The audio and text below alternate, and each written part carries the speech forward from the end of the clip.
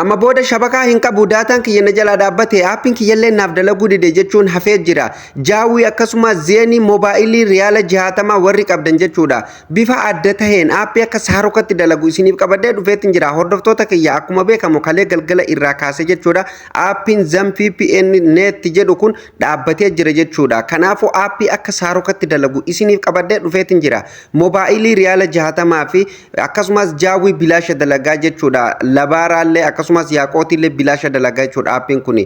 Aappii kana bakka nan buufadhaa isiniin jedhe duwwaa buufadhaan isiniin jedhe. Nagallee hin daganne akkam nagaa jirtan hordoftoonni Oromaan hundumti keessan. Hanga ammatti kan maatii keenya hin ta'in chaanaala Oromaan chaanaala barumsaati. Subscribe godhaa viidiyoon dabalata akka isin bira ga'uuf mallattoo notification irra kaa'uu hin dagatina. Yaadaa fi komii qabdan komentii jalaan nuuf barreessaa isiniin jedha. Hiriyoota keessanillee share godhaan isiniin jedha. Hamma dhuma sagantaa kiyyatti na hordofaan isiniin jedha. Nan deebi'aa na eega.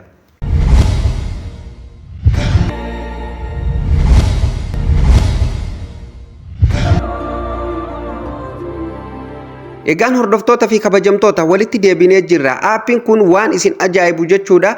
Beeksisa tokkollee hin qabu, paaswordii tokkollee hin qabu. Akka ajaa'ibatti dalaga jechuudha. Akka saarukaa kanatti dalaga jechuudha. Humna jabaa qaba jechuudha. Aappiin kun kan durirraa adda kan isa godhu. Fakkeenyaaf kan duraanii yoo irraa baatee istooppii gootee deebitee staariin godha jette jechuudha. Beeksisa sitti fide jechuudha. Kuni amma waatarmaarkillee hin qabu jechuudha. Waan nama gammachiisu jechuudha.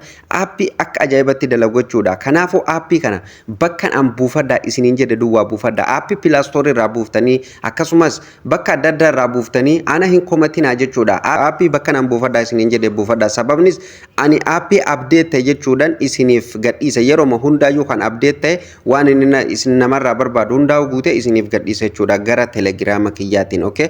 Kanaafuu hanga dhuma sagantaa kanatti viidiyoo kanallee please like godhaa nafaana turaan isiniin jedha. Aappiin kun akka ajaa'ibatti dalaga. Amma fakkeenyaaf ani keessan jira. Yeroo dura seentan isin akkanatti isiniif hin banamu jechuudha. Keessa seenan isin argisiisa. Eessa akka buufatan immoo gara booda irratti isinitti argisiisa. Egaan hordoftoota kiyya mi'a amma yeroo tokkoof bakka kana in dhaaba jechuudhaan amma istooppiin godha. Aappiin kun akkuma argitan kunoo ani amma dhaabeen jira jechuudha. Aappiin kun amma dalagaa hin jiru jechuudha. Akkuma argitan kunoo dalagaa hin jiru dhaabbatee jira jechuudha.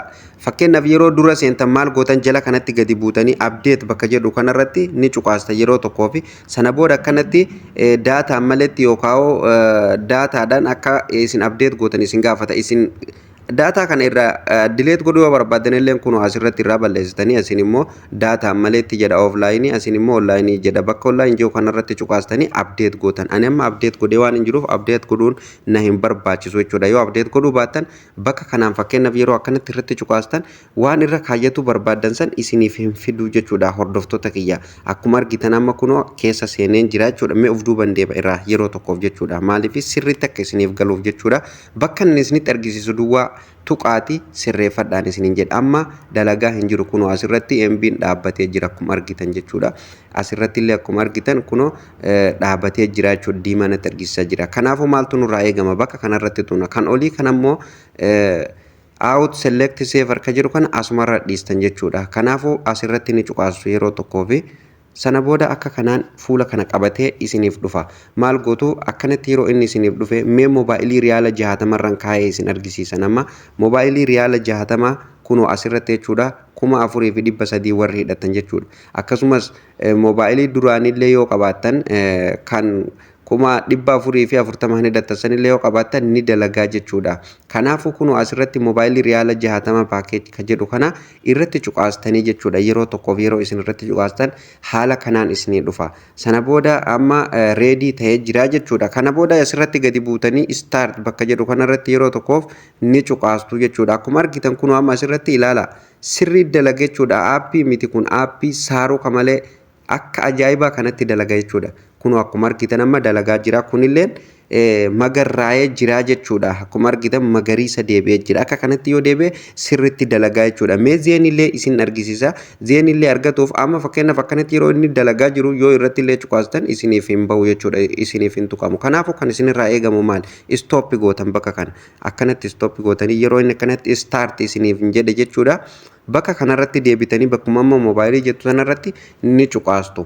Sana booda akka kanaan fuula kana qabatee isiniif dhufa jechuudha. Zeenii riyaala 60 kunoo asirratti dalagaa jechuudha. Akka ajaa'ibatti dalagaa jechuudha. Zeenii riyaala 60 namni qabdan namni duraan isteepii kanaan hidhatan jechuudha. Akkuma argitan kunoo 312 959 irratti namni seendii gootan jechuudha. Akka ajaa'ibatti isiniif dalagaa jechuudha. Kunoo guyyaa 30 jedha asirratti jechuudha.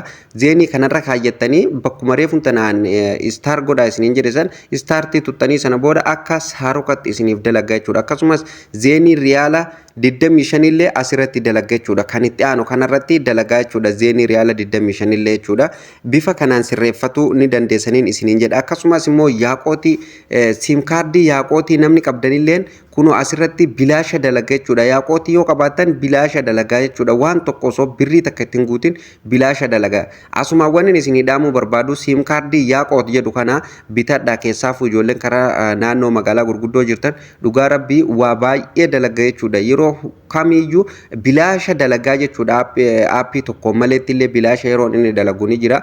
Aappii baay'eetu yaaqootii kanarratti dalagaa namni keenya itti fayyadamu. Akkasumas daataa yoo irratti hidhattee jechuudha birrii 90 jechuudha ji'a 3 bilaasha fayyadamtaa jechuudha. Itti fayyadamaan isiniin jedha siim kaardii yaaqoot jedhu kana bitadhaatiin isiniin jedha haaraadha jechuudha.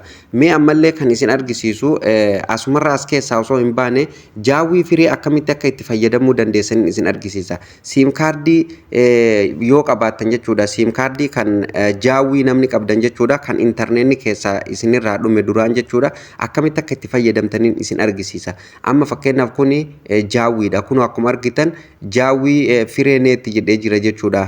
Isa kanarratti cuqaastanii jechuudha. Fakkeenyaaf nama irratti cuqaasa. Sana booda akka kanaan isinii dhufa jechuudha. Maaltu isinirraa eegama gadi buutanii bakka istaarti jedhu kanarratti cuqaastanii jechuudha. Nama fakkeenyaaf keessaa hin qabu jechuudha. Shariyaa jaawwii yookaan siim kaardii jaawwii keessaa hin qabu jechuudha. Asirratti cuqaastanii akka ajaa'ibatti isiniif dalaga jechuudha. Firii dalaga jechuudha. Kunillee sirreeffatanii haala kanaan sirreeffatanii jaawwiillee firii fayyadamuu hin dandeessanii jechuudha. Shabakaa yoo kun isin jala dhaabbate tokko dalaga jechuudha. Akkasumas shariyaa salaamiillee namni qabdan sirritti isiniif dalaga firii dalaga jechuudha. Salaamiillee yoo qabaattan siim kaardii salaamii yoo qabaattan bilaasha dalagaa jechuudha. Haala kanaan sirreeffatanii itti fayyadamuu hin dagatina. Akkuma beekamu aappiin kalee galgala isin jalaa dhaabbatee jira. Aappiin zam jedhamu sun isin jalaa dhaabbatee jira jechuudha. Mobaayilii riyaala 60ti. Mobaayilii riyaala 60 karaa nama isinitti argisiisu kanaan irra kaayyadhaati itti fayyadamaan isiniin jedha. Yeroo yeroon aappii wal fakkaataa jechuudha. Yeroo tokko dhaabbate dabalataan isiniif hin gadhiisa jechuudha. Hordoftoota kiyya haala kanaan ani amma fakkeenyaaf mobaayilii irra kaayeen jira jechuudha. Mobaayilii keessaa waan hin qabuuf mobaayilii irra kaayee istaarti bakka jedhu kanarratti hin cuqaasa. Sana booda kun akkuma reefu tan argitan jechuudha. Haala kanaan diimessee fide kun olaal daqiiquma sakandii takka osoo hin guutin magarraa'ee dalagaa jira jechuudha. Haala kanaan sirreeffatanii itti fayyadamuu ni dandeessaniin isiniin jedha hordoftoota. Aappii kana orjinaala isaa telegiraama kiyya jalan isiniif ka'a. Telegiraama kiyya immoo chaanaaluma kiyya jala abaawwatu bakka jedhu tuttanii jechuudha. Gara boodarratti isin argisiisa. Achi jalaa gadi buufatuu ni dandeessaniin isiniin jedha. Aappii kan abdeet ta'een achirra isiniif kaa'ee achirraa dhaqaati buufadhaan isiniin jedha. Pilaastoorii fi bakka adda addaa irraa buustanii immoo nan komatinaan isiniin jedha. Maarree isinillee viidiyoo laaltanii eeggattu murtanii chaanaala dinqii fi barsiisaa keessan kana jajjabeessuuf chaanaala kana sabiskiraayib godhaa. Chaanaalli kun chaanaala barumsaati. Akkasumas viidiyoon dabalataa akka isin bira ga'uuf mallattoo akka gurra namaa tana irratti ol baasaa ol notifikashinii irra kaa'adhaa jechuudha. Viidiyoon kunillee yoo isinitti tole please like godha akka nama baay'ee bira ga'uuf hiriyoota keessanillee share godha. Yaadaa fi komii qabdanillee komentii jalatti nuuf barreessaa isiniin jedha hordoftoota kiyya. Achumaan chaanaala keenya lammaffaallee jechuudha namni hin beekne akkana sarkisaati. Akkuma beekamu as jala jira jechuudha. Chaanaalli keenyallee chaanaalis bakka jedhu kanarratti cuqaastanii jechuudha. Chaanaala keenya lammaffaallee nu hordofuu hin dagatinaan isiniin jedha. Chaanaalli Oksajii Miidiyaa Neetwork jedhu kunillee chaanaala keenya hordofuu hin dagatina. Gaafii barbaadan kallattiillee jechuudha. Akka nu gaafatuun isiniif mijaa'u haala isiniif mijeesseetiin jira jechuudha. Waan barbaadan akka nu gaafataniif kunoo abaawwatu bakka jedhu irratti cuqaastanii jechuudha. Gadi buutanii jechuudha. Telegiraam bakka jedhu irratti cuqaastanii guruppii gara telegiraamatiin jirtu irratti dabalamtanii jechuudha. Jooyin gootanii waan barbaadan achillee gaafatuu ni dandeessan. Viidiyoo keessanillee karaa saniin beeksifatu ni dandeessaniin isiniin jedha hordoftoota kiyya. Egaa viidiyoon har'aaf qabadde asumarratti kan raawwatu ta'a jechuudha. Viidiyoo marsaa itti aanutiin hamma walitti deebinutti turtii gaarii qabaadha.